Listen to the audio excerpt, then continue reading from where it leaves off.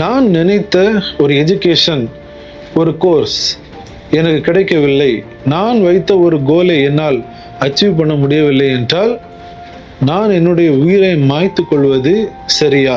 குறிப்பாக எல்லாருமே பார்த்திருப்பீங்க, நீட்டிற்கு எதிராக நாடு முழுவதும் மிகப்பெரிய அளவிலான ஒரு போராட்டம் நடைபெற்றது. தற்போது அந்த போராட்டத்தின் முடிவில் மத்திய அமைச்சர் தர்மேந்திர பிரதான் ராஜினாமா செய்துள்ளார். எல்லாருக்குமே தெரிந்த செய்தி தான். நம்முடைய தமிழ்நாட்டிலும் கூட போராட்டங்கள் முன்னெடுக்கப்பட்டது. அதாவது நீட் எதிர்ப்பு என்ற ஒரு குறிக்கோளை வைத்து அந்த போராட்டம் நடைபெற்றது. இதில் மாற்று கருத்துக்கள் இருக்கலாம், ஆதரவான கருத்துக்கள் இருக்கலாம், அதெல்லாம் இரண்டாவதாக.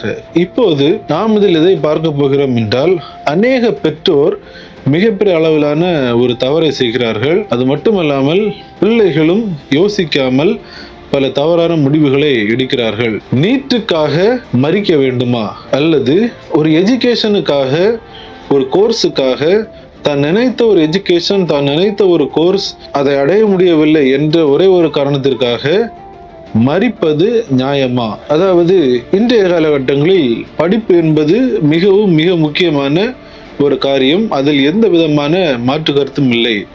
ஆனால் அநேக பிள்ளைகளுக்கு பெற்றோர்கள் சிறு வயது முதலே ஒரு சில கோல், நீ வளர்ந்து இதுதான் ஆக வேண்டும் என்று அவர்களை ஊக்குவித்து அவர்களை வளர்க்கிறார்கள். அதில் மிகப்பெரிய ஒரு தவறை செய்கிறார்கள். அதாவது ஒரே ஒரு ஆப்ஷன், அதை மட்டும் அவர்களுக்கு முன்பாக வைத்து அவர்களை வளர்க்கிறார்கள். அநேக இடங்களில் இதனை நாம் பார்க்க முடிகிறது. குறிப்பாக நீ வளர்ந்து டாக்டராக வேண்டும், நீ வளர்ந்து இப்படிப்பட்ட ஒரு நிலையை அடைய வேண்டும் என்ற ஒரு கோலை வைத்து அவர்கள் வளர்க்கிறார்கள். ஆனால் அந்த கோலை அடைய முடியாத பட்சத்தில் அந்த பிள்ளைகள் மரணம் அடைகிறார்கள்.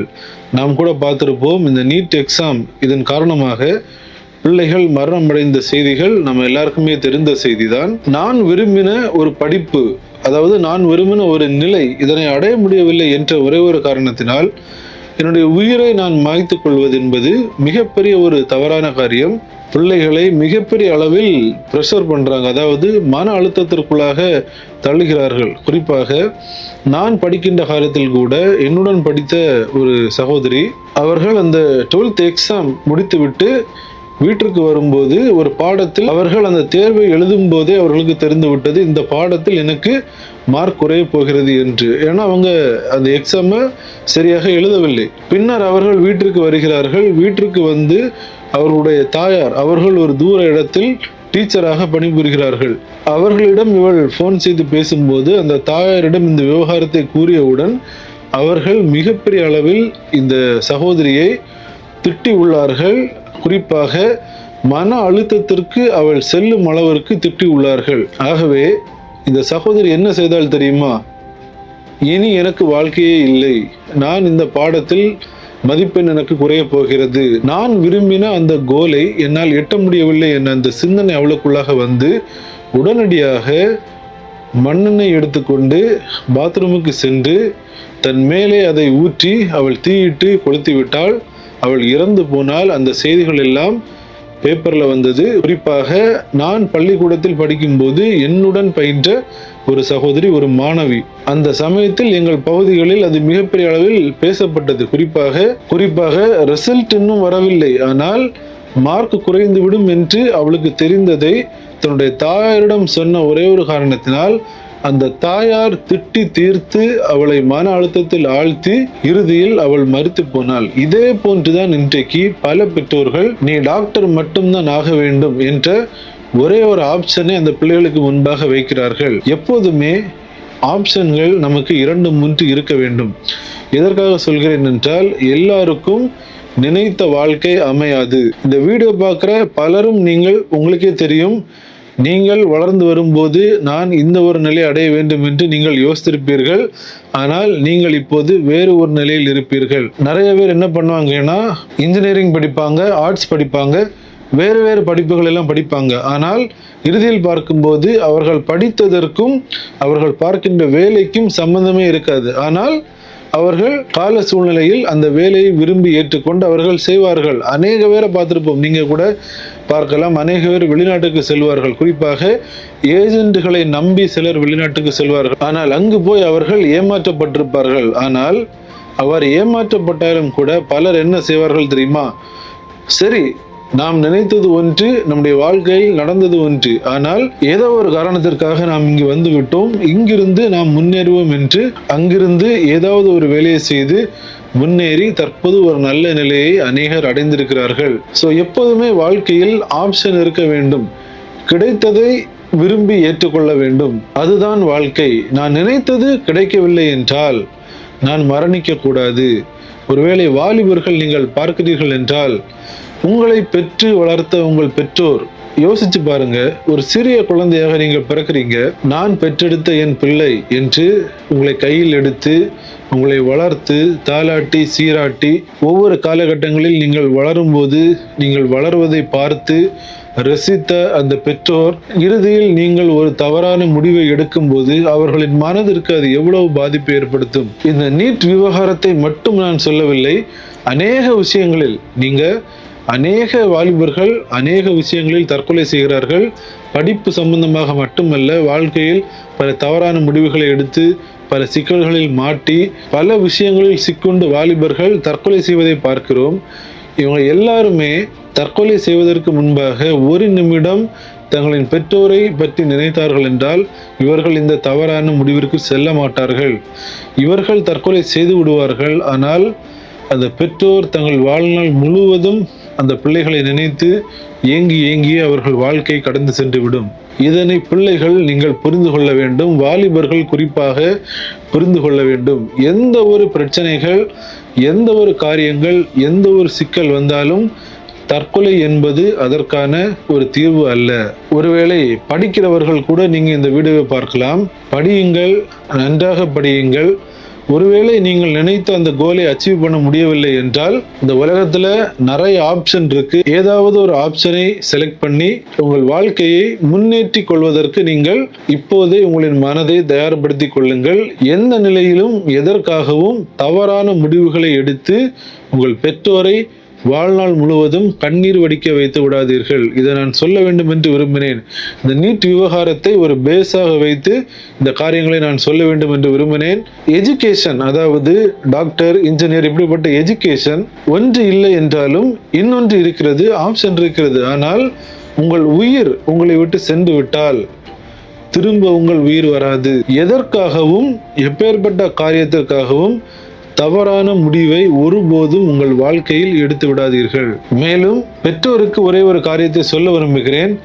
எந்த காரணத்திற்காகவும் மற்ற பிள்ளைகளோடு உங்கள் பிள்ளைகளை நீங்கள் கம்பேர் பண்ணக்கூடாது. அவன் அவ்வாறு படிக்கிறான், அவன் இந்த நிலைமைக்கு வந்து விட்டான், நீயும் இப்படி ஆக வேண்டும் என்று மற்றவர்களோடு ஒரு காலமும் உங்கள் பிள்ளைகளை கம்பேர் செய்யாதீர்கள்.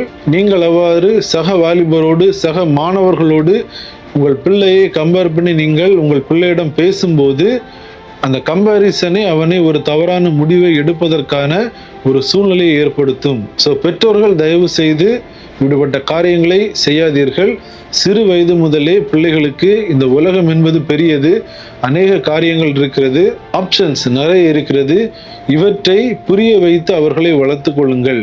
பரிசுத்த வேதாகமம், அதாவது பைபிள்ல ஒரு மிக அழகான ஒரு வசனம் இருக்கிறது. அதாவது அந்த பைபிள்ல உள்ள அந்த வசனம் சொல்லப்பட்ட கான்டெக்ஸ்ட் வேற, ஆனால் இந்த வசனம் எல்லாருக்குமே ஒரு பிரயோஜனமாக இருக்கும். அதாவது அது வேறொரு கான்டெக்ஸ்ட்ல, அதாவது இஸ்ரேல் ஜனங்களுக்காக எழுதப்பட்ட ஒரு வார்த்தையாக இருந்தாலும் இந்த வார்த்தை, இந்த ஒரு வசனத்தை நாம் பார்க்கும்போது அது நமக்கு மிகப்பெரிய ஒரு பிரயோஜனமாக இருக்கும். எரோமியா 29:11 நீங்கள் வாசித்தீர்கள் என்றால், நீங்கள் எதிர்பார்த்திருக்கும் முடிவை உங்களுக்கு கொடுக்கும்படிக்கு நான் உங்கள் பேரில் நினைத்திருக்கிற நினைவுகளை அறிவேன் என்று கர்த்தர் சொல்லுகிறார். அவைகள் தீமைக்கல்ல, சமாதானத்திற்கு ஏதுவான நினைவுகளே. நீங்கள் ஆங்கிலத்தில், இங்கிலீஷ்ல NIV வெர்ஷன்ல நீங்க வாசித்தீங்கன்னா, for I know the plans I have for you declares the Lord, plans to prosper you and not to harm you, plans to give you hope and a future. நல்லா கவனிங்க, and a future. அப்படியே தமிழ் வசனத்திற்கு வருவோம். இதை 2 பார்ட்டா நான் உங்களுக்கு பிரித்து சொல்றேன். நீங்கள் எதிர்பார்த்திருக்கும் முடிவை, அதாவது நீங்க வச்சிருக்கிற ஒரு முடிவு. அடுத்தது பாருங்க, நான் உங்கள் பேரில் நினைத்திருக்கிற நினைவுகள். இந்த அதிகாரத்தை நீங்கள் முழுவதுமாக வாசித்தால் அதனுடைய கான்டெக்ஸ்ட் அது வேறு. ஆனால் வேதத்தில் உள்ள ஒவ்வொரு வார்த்தைகளும் நம்மளோடு பேசும். நமக்காக எழுதப்பட்ட வார்த்தைகள் ஒவ்வொரு காலத்திற்கு ஏற்ப அது நம்மோடு பேசும். இந்த வசனத்தை நாம் தனியாக எடுத்து பார்க்கும்போது, நீங்கள் எதிர்பார்த்த முடிவு, அதை ஒரு பாயிண்டா வச்சுக்கோங்க. நான் உங்கள் பேரில் நினைத்திருக்கும் நினைவுகள். நாம் ஒரு முடிவு வைத்திருக்கிறோம், நாம் எதிர்பார்க்கிற ஒரு முடிவு. ஆனால் தேவன் உங்கள் மேல் வைத்திருக்கிற ஒரு நினைவு. அந்த நினைவு என்னதென்றால், அது தீமைக்கு ஏதுவானது அல்ல, அது சமாதானத்திற்கு ஏதுவானது. ஆங்கிலத்துல நான் வாசிச்சோம். ஆங்கிலத்துல என்ன போட்டிருக்கு அப்படின்னா, உங்களுடைய ஃபியூச்சருக்கான தேவனுடைய அந்த நினைவுகள் அது தீமைக்கானது அல்ல, அது நன்மைக்கானது. இந்த உலகத்தில் உள்ள எல்லாருடைய வாழ்க்கையிலும் தேவன் ஒரு நினைவை வைத்திருக்கிறார். அது தீமைக்கான நினைவு அல்ல, அது நன்மைக்கான ஒரு நினைவு. ஆனால் வாலிபர்கள் சில தவறான எண்ணங்கள், சில தவறான காரியங்கள் இவற்றில் சிக்குண்டு சில தவறான முடிவை எடுத்து மாண்டு போகிறார்கள். இது சாத்தானால் ஏற்படுத்தக்கூடிய ஒரு நினைவு. வேதத்தில் இன்னொரு வசனத்தை நாம் பார்க்கும்போது, யோவான் 10:10 திருடன் திருடவும் கொல்லவும் அழிக்கவும் வருகிறானே அன்றி வேறொன்றிற்கும் வரான். நானோ அவைகளுக்கு ஜீவன் உண்டாயிருக்கவும் அது பரிபூரணப்படவும் வந்தேன். இந்த வசனமுமே, இந்த அதிகாரத்தை நீங்கள் வாசிக்கும் போது அது சொல்லப்படுகிற கான்டெக்ஸ்ட் வேற. ஆனால் இந்த வசனத்தை நீங்கள் தனியாக எடுத்து பார்த்தால் வேதம் சொல்கிறது, திருடன் கொல்லவும் அழிக்கவும் வருகிறான், ஆனால் தேவனோ நமக்கு ஜீவனை கொடுக்க அவர் வந்திருக்கிறார் என்று அந்த பொருளை இந்த வசனம் நமக்கு தருகிறது. சோ தீய எண்ணங்கள், என்னுடைய உயிரை நான் மாய்க்க வேண்டும் அல்லது தவறான முடிவுகளை எடுக்கும் அந்த எண்ணங்கள், இவை எல்லாமே சாத்தானால் வருகிற ஒரு எண்ணம். இப்படிப்பட்ட எண்ணங்கள் நம்முடைய பிள்ளைகளுக்குள்ளாக வராமல் இருக்கும்படிக்கு நாம் நம்முடைய பிள்ளைகளுக்காக ஜெபிக்க வேண்டியது அவசியமாக உள்ளது. பிள்ளைகளும் எந்த ஒரு தவறான எண்ணங்களிலும் நான் சென்று சிக்கிவிடக்கூடாது என்று நீங்களும் உங்களுக்காக ஜெபிக்க வேண்டியது அவசியமாக உள்ளது. ஒரு படிப்பு, ஒரு கோர்ஸ், ஒரு எஜுகேஷன், நான் நினைத்த ஒரு கோல் எனக்கு கிடைக்கவில்லை என்று நீங்கள் தவறான முடிவுகளை எடுப்பது, அது உங்கள் வாழ்க்கையை நாசமாக்கிவிடும். இங்கு நீங்கள் கண்ணை மூடுவீர்கள். வேதம் சொல்கிறது, ஜீவனை கொடுக்கவும் எடுக்கவும் ஒரே ஒருவருக்கு தான் அதிகாரம் இருக்கிறது. நீங்கள் உங்கள் உயிரை மாய்த்து கொண்டீர்கள் என்றால் நீங்கள் செல்லும் இடம் நரகம் என்பதை புரிந்து கொள்ள வேண்டும். பைபிள்ல பார்க்கிற யூதாஸ் தவறு செய்தான், அவன் தன் உயிரை மாய்த்து கொண்டான். சோ தவறு செய்கிறவன் தன்னுடைய உயிரை மாய்த்து கொள்கிறான். ஆனால் படிக்கிற நீங்கள் உங்கள் கோலை அச்சீவ் பண்ணவில்லை என்றால் அது தவறல்ல, நீங்கள் தவறு செய்யவில்லை. ஆகவே தவறான முடிவுகளை எடுக்க வேண்டிய அந்த காரணமே அதில் வரவில்லை. ஆனால் நான் ஒரு வசனத்தை சொன்னது போல, திருடன் திருடவும் கொல்லவும் அழிக்கும் வருகிறான். சாத்தானானவன் இன்றைக்கு வாலிபர்களை அழிக்க வேண்டும் என்று மிகப்பெரிய அளவில் பல்வேறு காரியங்களை செய்கிறான். இதை பார்க்கிற வாலிபர்கள், தவறான எண்ணங்கள் ஒருவேளை உங்களுக்குள்ளாக இருந்ததென்றால் உடனடியாக அந்த எண்ணங்களை மாற்றி போடுங்கள். எந்த வாலிபர்களாக நீங்கள் இருக்கட்டும், ஒருவேளை நீங்கள் இயேசுவை அறியாத வாலிபர்களாக கூட இருக்கலாம். நீங்கள் உங்கள் பெற்றோரை நினைத்து பாருங்கள். உங்களை அவர்கள் வளர்த்த விதம், எவ்வளவு கஷ்டப்பட்டு உங்களுக்காக தங்களை தியாகம் செய்து வளர்த்தார்கள். இவை எல்லாவற்றையும் நினையுங்கள். வாழ்க்கையில் நிறைய ஆப்ஷன் இருக்கிறது. எந்த சூழ்நிலையிலும் எந்த காலத்திலும் நான் தவறான முடிவுகளை எடுக்க மாட்டேன் என்ற ஒரு தீர்மானத்தை உங்கள் வாழ்க்கையில் எடுத்துக்கொள்ளுங்கள். கிறிஸ்தவ பெற்றோர்கள், கிறிஸ்தவ வாலிபர்கள், இந்த வீடியோவை நீங்கள் பார்த்தீர்கள் என்றால், இப்படிப்பட்ட காரியங்கள் இருந்ததென்றால் உங்களை விட்டு மாற்றி அதனை திருத்திக் கொள்ளுங்கள். பெற்றோர்களும் படிப்பென்பதை வைத்துக்கொண்டு பிள்ளைகளை மன அழுத்தத்திற்குள்ளாக செல்லும் வகையில் பேசாதீர்கள். அநேக வீடுகளில் பெற்றோர்கள் செய்யும் இப்படிப்பட்ட காரியங்களால் தான் பிள்ளைகள் தவறான நிலைக்கு செல்லக்கூடிய சூழ்நிலைகள் உருவாகிறது. பிள்ளைகள் ஒருவேளை இந்த வீடியோவை நீங்கள் பார்த்தீர்கள் என்றால், உங்களுக்குள்ளாக ஏதாவது காரியங்கள், தவறான எண்ணங்கள் உங்கள் நினைவுகளில் வருகிறது என்றால் உடனடியாக முழங்கால் படியிட்டு தேவனை நோக்கி ஜெபியுங்கள். இப்படிப்பட்ட எல்லா காரியங்களில் இருந்தும் உங்களை மாற்றுவதற்கு அவர் வல்லமை உள்ளவராக இருக்கிறார்.